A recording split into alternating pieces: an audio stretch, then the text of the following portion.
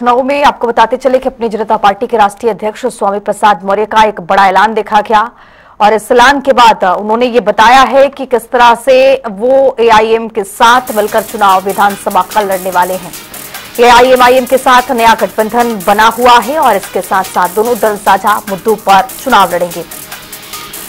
गठबंधन की ये बड़ी घोषणा क्या है और औपचारिक घोषणा जल्द होने की संभावना भी है।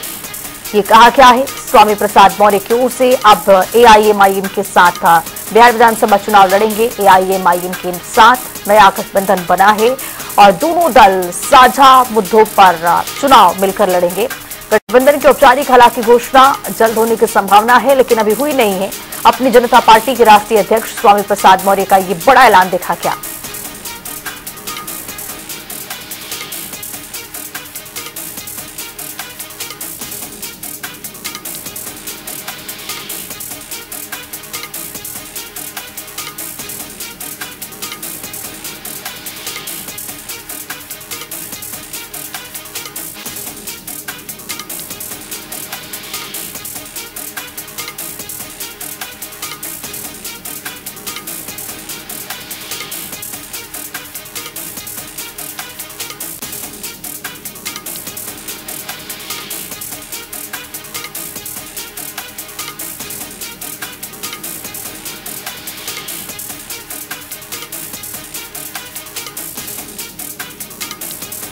लखनऊ से हमारे साथ हमारे सहयोगी तौकीर किदवई जुड़ गए हैं। तौकीर, अब जिस तरह से यहाँ पर देखा क्या गया, हालांकि गठबंधन की औपचारिक घोषणा नहीं हुई है, लेकिन ये कहा क्या है स्वामी प्रसाद मौर्य की ओर से कि जल्द ही इसका ऐलान हो जाएगा। इसको लेकर क्या अपडेट है? विधानसभा चुनाव लड़ने की तैयारी, लेकिन कितने सीटों पर?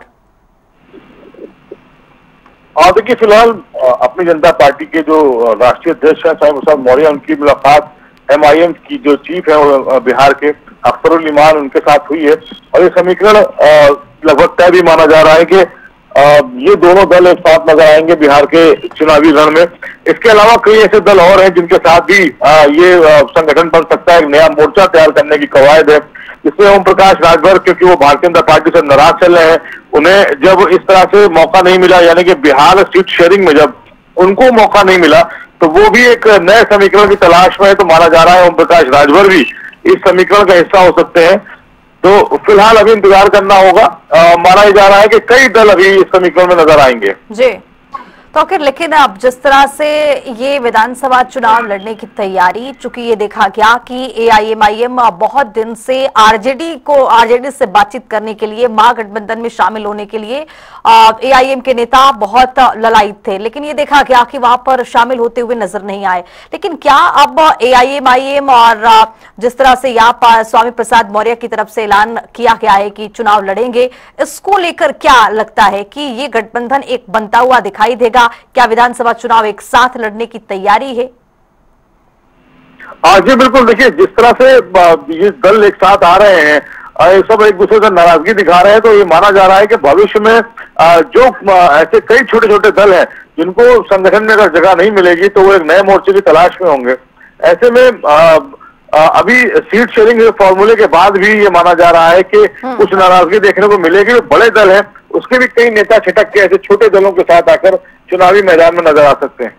तो आखिर सुबह सपा का क्या? चूंकि ओपी राजभर भी बहुत इच्छुक नजर आ रहे हैं कि वहां पर चुनाव लड़ेंगे। वो तो कह रहे हैं कि आरजेडी की ओर से 5 सीटों का के लिए संपर्क किया गया था, लेकिन एनडीए ने तो एक भी सीट के लिए संपर्क किया नहीं। क्या लगता है, वो भी इस दल में, इस गठबंधन में शामिल होने की के लिए वो भी तैयारी कर रहे हैं या फिर अलग लड़ेंगे? उनका क्या? देखिए, सबसे बड़ी बात यह है कि जो जन स्वराज पार्टी है उसने ऐसे रास्ते जरूर खोल रखे हैं छोटे दलों के लिए, ऐसे नेताओं के लिए जो बिहार में अपनी किस्मत आजमाना चाहते हैं। अलग अलग राज्यों की बड़ी पार्टियां हैं या संगठन में हैं, वो ऐसे दल खासकर बिहार में इस बार अपनी किस्मत आजमाना चाहते हैं। उनके लिए सबसे जो सुविधाजनक है वो जन स्वराज पार्टी नजर आ रही है, क्योंकि उसने सबके लिए अपने दरवाजे खोल रखे हैं। फिलहाल कई तरह के समीकरण अभी बनते बिगड़ते नजर आएंगे, लेकिन ये माना जा रहा है कि ये 4 से 5 दिन बिहार की राजनीति के लिए काफी अहम होने वाले हैं। चलिए, बहुत शुक्रिया तौकीर तमाम जानकारी के साथ जुड़ने के लिए। तो आपको बताते चले कि अब ये देखा क्या है कि गठबंधन की औपचारिक घोषणा हुई नहीं है। स्वामी प्रसाद मौर्य की ओर से ये कहा गया, लेकिन उसका भी जल्द ऐलान होगा। अपनी जनता पार्टी के राष्ट्रीय अध्यक्ष जो हैं स्वामी प्रसाद मौर्य ने ये ऐलान किया है।